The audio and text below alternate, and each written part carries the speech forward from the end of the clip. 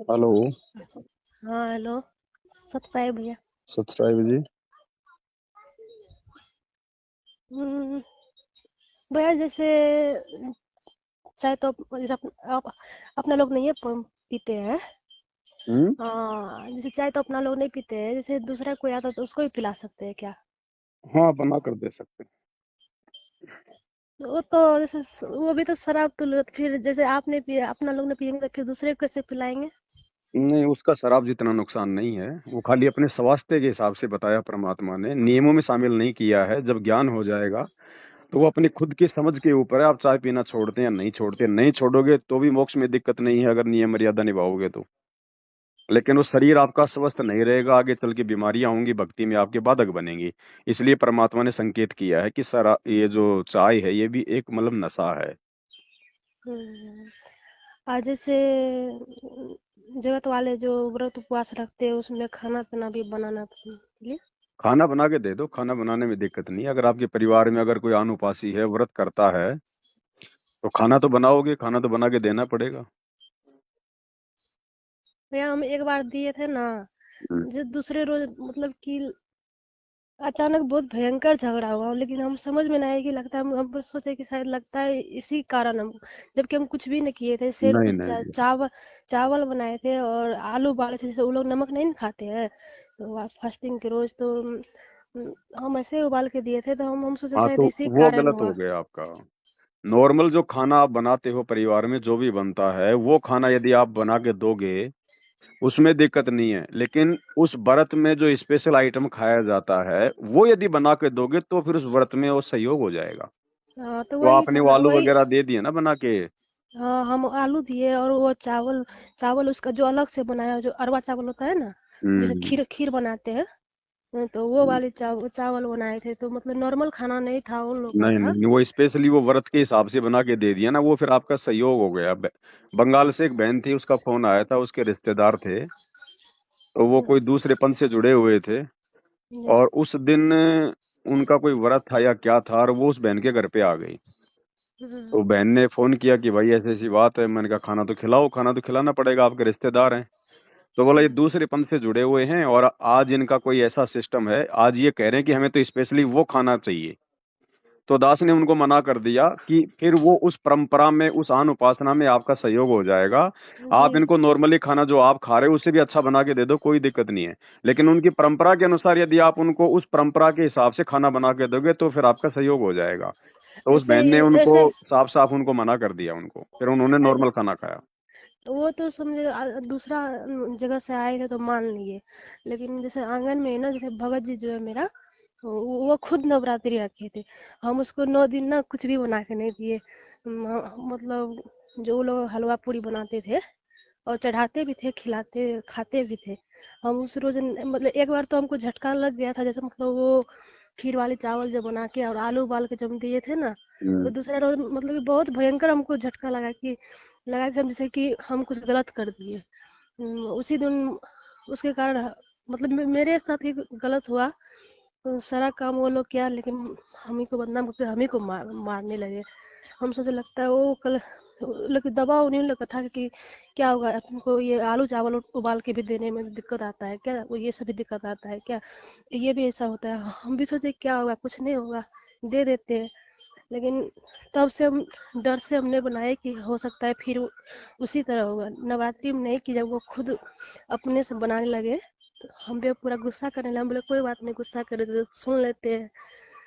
लेकिन वो सब मतलब सबको बताने लगे तो ना, मतलब व्रत उपवास में बना के नहीं देती है खाने के लिए। मतलब वो स्पेशल वाला जो खाना उसका जो बनता है, हम तो बोले जब खाना हम लोग का नमक वाला है, वो जो भी खाना है वो बताइए हम, लेकिन आपका नहीं बना के देंगे ना, क्योंकि वो तो दूसरा को आप, वो तो हमारे लिए जहर है, हम दूसरे को भी जहर नहीं खिला सकते हैं। जैसे बिल्कुल। हमारे, हाँ वो हमारे लिए जहर है तो वो दूसरे के लिए भी जहर ही है ना। तो हम इसीलिए हम बोले हमने जो हम नहीं खाएंगे वो दूसरे को भी हम नहीं खिलाएंगे। लेकिन भैया 4-5 रोज मतलब कोई गेस्ट आए थे, तो हमको जो चाय देने में भी बहुत अजीब सा लग रहा था देने में। वो जैसे लग रहा ठीक है, था कि, अपने को मर्यादाओं को लेके भय होना चाहिए, अच्छी बात है, लेकिन चाय वैसे बना के देने में कोई दिक्कत नहीं है। लेकिन हमको बहुत अजीब लगा। कभी कभी सोच रहे थे कि नहीं चाय नहीं नहीं पिलाएंगे, ऐसे पानी दे देते हैं, खाना खिला देते हैं, फिर भी बहुत पता ना कैसे करके फिर भी चाय बना के दिए, फिर सोचे कि आपसे पहले पूछ लेंगे, उसके बाद कुछ नहीं, करेंगे। उसमें दिक्कत नहीं है। हमें चाय नहीं पीनी है जब समझ में आ जाए, नहीं, बाकी हम उनको पीते हम नहीं दे है। सकते हैं। देखो, सहयोग हमने केवल उन चीजों में नहीं करना है जो गुरुजी ने जो मुख्य मुख्य नियम बताए, उन जी। चीजों में सहयोग नहीं करना, ना हमने करना। इसके इसके अलावा साथ संगति से जुड़ के और गुरुजी के सत्संगों में जो संकेत हमें मिले हैं ना, जी। वो चीजें बहन जी हमने नहीं करनी है, और ना जी। हमने। और अब मान लो कोई ऐसी चीज है कि जिसमें सहयोग देने से दिक्कत है, तो फिर वो हमने वहां पे सहयोग नहीं करना। बाकी इसी बहुत सारी इसी चीजें का ऐसी हैं कि भाई हम उसमें सहयोग जो है वो दे सकते हैं, तो उसमें फिर दिक्कत नहीं है।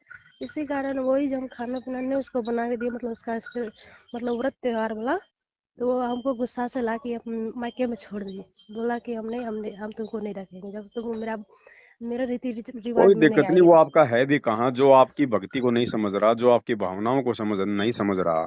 वो आपका पति भी कहाँ है? ऐसे आदमी के साथ रहें ना रहें बराबर बात है। और ये जी देखो भैया। बहन, ये हमारी परीक्षा चल रही है। इन छोटी छोटी बातों को लेके जो सास ससुर पति पत्नी जो डराते हैं धमकाते हैं, इन छोटी छोटी बातों को लेकर यदि हम दबाव महसूस करेंगे तो हम कभी भी, हम त्रिकुटी तक भी नहीं जा पाएंगे शरीर छूटने के बाद में। जी।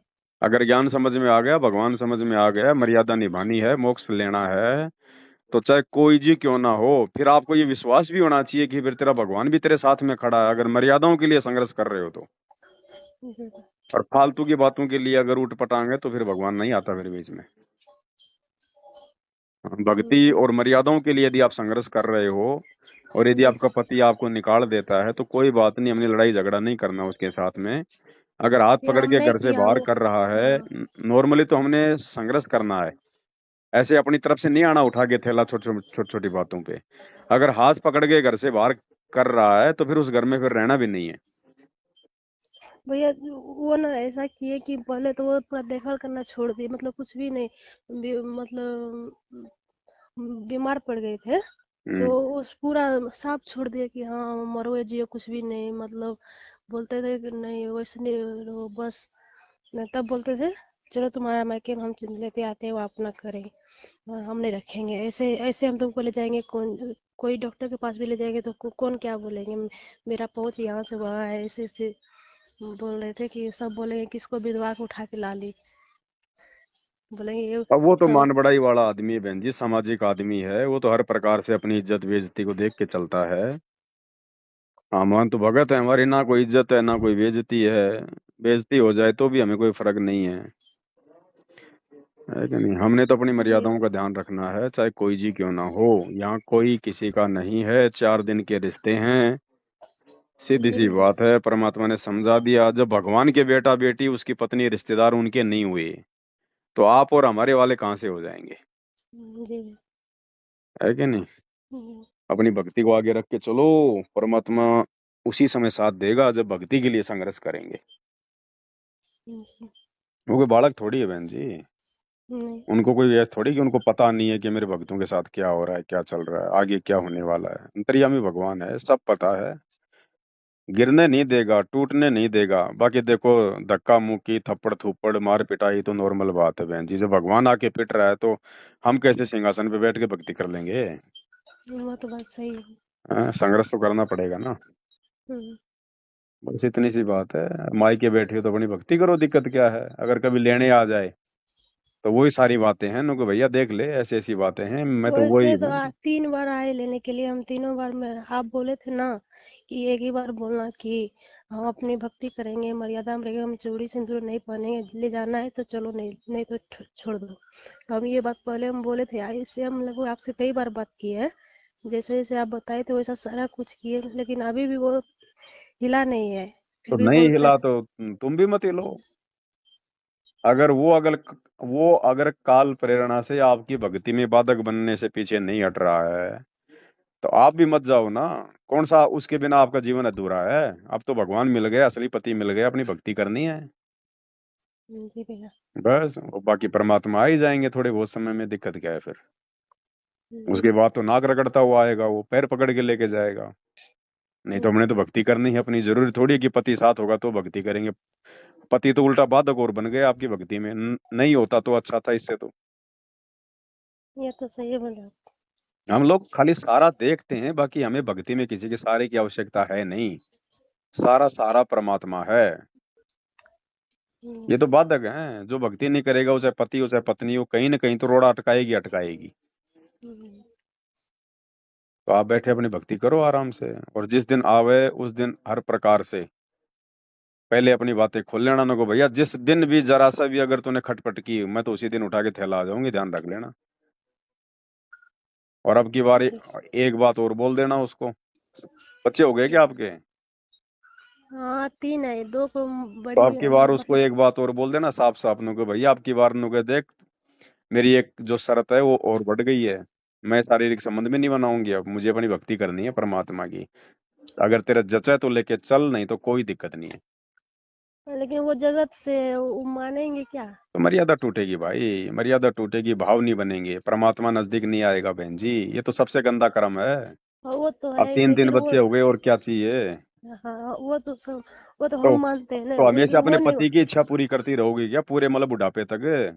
भगवान की हाँ, भी तो इच्छा पूरी करो। भगवान हमसे भक्ति चाहता है, उसकी तो इच्छा पूरी हो नहीं रही, और पति की सारी इच्छा जो है पूरी करना चाहते हो, तो कैसे मोक्ष मिलेगा? चलो आवश्यकता ठीक। क्या है अब? ठीक है, आपकी बार यही बोलेंगे। सीधा बोलो। बहन जी देखो, ऐसा है ना, वो आपको अगर लेके जाएगा तो आपको वो और किसी काम के लिए नहीं लेके जाएगा, उसको काम वासना सताएगी तो लेके जाएगा आपको, जी। है ना। अन्यथा वो दूसरे दिन ही आपको रोकना टोकना शुरू कर देगा। पहले वाले काम दूसरे दिन ही शुरू हो जाएंगे। तो अब हम्म, की बार आवे तो साफ साफ बोल दो, भैया कान खोल के सुन लेना, शरीर को स्पर्श भी नहीं करने दूंगी, ध्यान रख लेना। भाई बहन का रिश्ता अगर बना के रहे तो मैं तेरे साथ चलूं, नहीं तो कोई आवश्यकता नहीं है। चाहे तू तेरी दूसरी शादी कर, चाहे कहीं भी जा, मुझे कोई लेना देना नहीं है। अगर वास्तव में सही आदमी होगा, आपको मर्यादाओं को लेकर रोका टोकी नहीं करेगा, तो वो आदमी यस कर देगा, अन्यथा उसी समय उल्टे पांव वापस चला जाएगा। ठीक अब है। बहन जी 3 बच्चे कम नहीं होते हैं। अब हो गए ना, किस लिए चाहिए आपको? भीड़ करने के लिए बच्चे पैदा करने, या फिर वंश चलाने के लिए? नहीं नहीं, हमको नहीं चाहिए। तो 3 थोड़े थोड़े होते हैं, 3 तो 3 3 भक्तों के काम आ जाए। शेर का बच्चा तो एक ही अच्छा। हम्म, बाकी कुतिया के पीछे चाहे 6 6 पिल्ले घूमते रहो, उनको कोई पूछता है क्या उनको? हम्म, है कि नहीं? तो अब बहन जी भक्ति को सफल करना है आगे। ये पतियों की इच्छा पूरी नहीं करनी, अब परमेश्वर की इच्छा पूरी करनी है। समय आ गया है गुरु जी के। देखो, बाकी जितने भी लोग हैं सात संगति के अलावा, जो मैनेजमेंट से जुड़े हुए हैं या जो जगत वाले, जो भी गुरु जी के शरण में नहीं आए, उनको तो एक मौका फिर मिल जाएगा। लेकिन साध संगति से जो लोग जुड़ चुके हैं, हम्म, उनको गुरु जी के हिसार जेल से बाहर आने से पहले पहले भगत बनना पड़ेगा। मौका है। गुरु जी के बाहर आने के बाद में साध संगति से जुड़ा हुआ व्यक्ति चाहे संभोग करना छोड़ दे, चाहे कितना ही कुछ कर ले, उस व्यक्ति को मौका इस जन्म में नहीं है।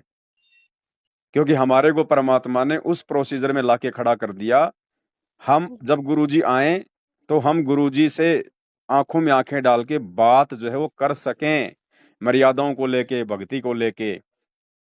हमें परमात्मा ने उस स्थिति में खड़ा कर दिया कि बेटा, अगर मैं ये कहूं कोई भी दिन, किसी भी क्षण आकर कि चल सतलोक, तो हर प्रकार से मन कर्म वचन से तू सतलोक जाने के लिए तैयार होना चाहिए।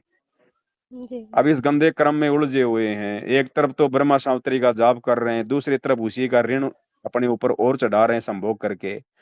हैं? एक व्यक्ति विदेश जा रहा है पैसे कमाने के लिए, क्यों? पैसे लाके अपना वो कर्जा उतारूंगा, और वहीं की वहीं वो कर्जा भी करता जा रहा है, तो विदेश से क्या खाक पैसे लेके आएगा वो?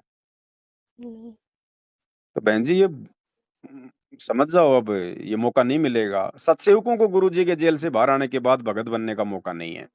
उनको तो फिर दूसरा जन्म लेना ही पड़ेगा, और अगले जन्म में क्या पता भाई क्या हो क्या नहीं हो, कोई गारंटी नहीं है। बाकी दुनिया को मौका मिल जाएगा मोक्ष का इसी जन्म में, लेकिन सत्सेवकों को केवल गुरु जी के जेल से बाहर आने से पहले पहले पूरी तरह से भगत बनना पड़ेगा, तन मन से शुद्ध बनना पड़ेगा, इन गंदे कर्म कुकर्मों से हटना पड़ेगा। नहीं तो जी मौका नहीं है, चाहे कितना कोई प्रयास क्यों ना कर ले। जी भैया। बाकी आपकी अपनी इच्छाओं के ऊपर है, दास तो केवल बता सकता है भाई। नहीं भैया, जो बोले वो बिल्कुल सही है। है ना। अब इच्छा ही नहीं होनी चाहिए बहन जी। आपको कितना टाइम हो गया नाम लिए हुए? 2 साल। 2 साल हो गए ना। हम्म। ठीक, और आपकी उम्र कितनी है? 28। 28 साल। हम्म। ठीक है बहन जी, अब ज्ञान को आधार बनाओ, है कि नहीं। देखो, इसमें हमारा नुकसान ही है बहन जी, हर प्रकार से हमारा नुकसान ही है। काम वासना में हमारी बुद्धि घटेगी, हमारा शारीरिक बल घटेगा, मन में हमेशा हमारे अशांति और भय बना रहेगा, काल हमारे अंदर समाहित रहेगा। तो बताओ, फिर हम एक तरफ तो कहते हैं भगत हैं, और दूसरी तरफ सारी जो खुराक है वो काल की तैयार कर रहे हैं। ये जरूरी नहीं है बहन जी कि भी कोई 40 साल का होगा तभी वो इस चीज से हटेगा। ऐसा नहीं है। अगर ज्ञान, अगर आपको, अगर अगर 10 साल की उम्र में समझ में आ गया ना, ये सतलोक वाला, ये काल लोक का ज्ञान नहीं। काल लोक का ज्ञान तो ध्रुव को समझ में आ गया, प्रहलाद को समझ में आ गया 10 साल की उम्र से पहले पहले। लेकिन बाद में जाके उन्होंने शादियां भी करवाई, बहुत सारे उन्होंने युद्ध भी किए। अब वो कौन सा मोक्ष हो गया उनको? परमात्मा कहते हैं फिर उनको 84 में जाना पड़ेगा। जी। लेकिन इस सत भक्ति में बहन जी अगर बात समझ में आ गई ना, तो जी। वैसे तो आदमी ने उसी दिन से तन मन धन परमात्मा को समर्पित कर देना चाहिए। अरे असंख्य जन्म हो गए हमारे कोई कुत्ता कर्म करते हुए, असंख्य जन्म बहन जी, असंख्य जन्म। इंसान इंसान शरीर में तो क्या संभोग कर लेंगे हम बहन जी? एक बार कर लेंगे, दिन में 2 बार कर लेंगे ज्यादा से ज्यादा। अन्य योनियों में तो हमने बैल की योनि में, कोई दूसरी जो है मतलब झोटी की योनि में, पता नहीं हम दिन में कितनी कितनी बार हमने संभोग किए होंगे। राजा बन के हमने हजार हजार रानियों के साथ संभोग किए होंगे। जब उन जन्मों में हमारी वो तृप्ति नहीं हुई, अब इस मनुष्य जीवन में क्या तृप्ति हो जाएगी बहन जी? ये तो काल की खुराक है। जी। ये तो बूढ़े आदमी की भी इच्छा समाप्त नहीं होती बिना ज्ञान के। तो हमने काल की इस खुराक को रोकना पड़ेगा ना, इसलिए तो भगवान आके ये तत्व ज्ञान दे रहा है। जी। जी। अब ये भगवान की भक्ति करते करते भी अगर हम ये कुकर्म करेंगे, तो घट में काल ही समाया रहेगा, क्योंकि हम तो काल की खुराक तैयार कर रहे हैं। जी। अब बच्चे हो गए, ठीक है, अगर बच्चे ना होते तब तो चलो ठीक है भाई, हम प्रयास हम कर सकते हैं। अब तीन तीन बच्चे हो गए, अब और क्या चाहिए बहन जी? अब तो परमात्मा को समय दो अपना आगे का, और मालिक से प्रार्थना करो, परमात्मा से हृदय से रो, तब जाके इन चीजों पे अंकुश लगता है बहन जी। भैया मेरा मन नहीं करता, लेकिन हमको डर है कि वो ना जबरदस्ती करे। अब अब उसके डर से आप अपना सत्यानाश करवाओगी क्या? आप अपनी भक्ति बर्बाद करोगे क्या उसके डर से? भाई उसका अगर आपको डर है तो, अब आपको उसका क्या डर है? आप अपने मायके बैठी हो, वो अपने गांव बैठा है, आपको क्या डर है? मैं अभी नहीं है, जैसे मान तो लीजिए बाद में बैठी रहना, बोल दो उसको, बोल दो उसको कि भैया ऐसी ऐसी बात है, मुझे अब तो बस अपनी भक्ति करनी है। देख लिया मैंने, तेरे को बहुत सुख दे दिया, मैंने तेरे को दे दिया, तेरे माँ बाप को सुख दे दिया, लेकिन तुम लोग तो उल्टा मेरे लिए परेशानियां पैदा कर रहे हो। तो अब थोड़ा सा सुख में मर्यादा निभा के अपने गुरु भगवान को दूंगी, और गुरु भगवान मुझे उसके बदले में वो दे देगा, मुझे संसार का राजा नहीं दे सकता। लेकिन ये आपके ज्ञान के ऊपर है, ये आपकी समझ के ऊपर, आपके विवेक के ऊपर है, आपकी दृढ़ता और विश्वास के ऊपर है बहन जी। मैं तो खाली बोल सकता हूँ, लेकिन आपने करना क्या है वो तो आपके अपने विवेक के ऊपर निर्भर करेगा। देखो, सतलोक अगर जाना है ना बहन जी, हम असंख्य जन्मों से धक्के क्यों खा रहे हैं? परमात्मा क्यों कहते हैं कि पुण्यात्म तुम आज के नहीं हो, तुम असंख्य युगों से लगे हुए हो। तो उन असंख्य युगों में भी हमें यही भगवान मिला, यही गुरु मिला, यही भक्ति मिली, यही मंत्र मिले, फिर हम क्यों नहीं पार हो पाए? कारण यही तो था कि हम ये मर्यादाएं नहीं छोड़ पाए, हम ये कुक्रम नहीं छोड़ पाए। अब परमात्मा कह रहा है कि भैया ये मौका है फाइनल। ये बिचली पीढ़ी होती है ना बहन जी, ये बिचली पीढ़ी जैसे कहते हैं ना कि तेरे को लास्ट चांस दे रहा हूं, तो ये पिछली पीढ़ी ये लास्ट चांस है। अगर इस समय को कोई चूक गया तो फिर असंख्य युगों, गिनती नहीं होगी फिर, क्योंकि लाखों युग तो हम पृथ्वी पर वापस नहीं आएंगे। जो भक्ति हमने की है भगवान ने वो देनी पड़ती है। ऊपर महास्वर्ग में पता नहीं राजा बनेंगे, महाराजा बनेंगे, कभी इंद्र बनेंगे, कभी ब्रह्मा विष्णु महेश बनेंगे, कभी नकली सतलोक में जाएंगे, नकली अगम लोक में जाएंगे, हैं, फिर नीचे फिर कॉमन स्वर्ग में आएंगे, फिर देव देवता बनेंगे, फिर जैसे जैसे हमारी भक्ति कम होती जाएगी उन देव देवताओं के नौकर बनेंगे, फिर धरती पे आके फिर हमारा सतयुग में जन्म होगा, फिर हम राजा बनेंगे, हैं, फिर हमें भक्ति की आवश्यकता नहीं पड़ेगी। फिर जन्म लेते लेते लेते लेते फिर कभी 84 में कभी मनुष्य, कभी 84 में कभी मनुष्य, फिर इस कलयुग की पिछली पीढ़ी में ना जाने कब परमात्मा संभालेगा। जी, जी।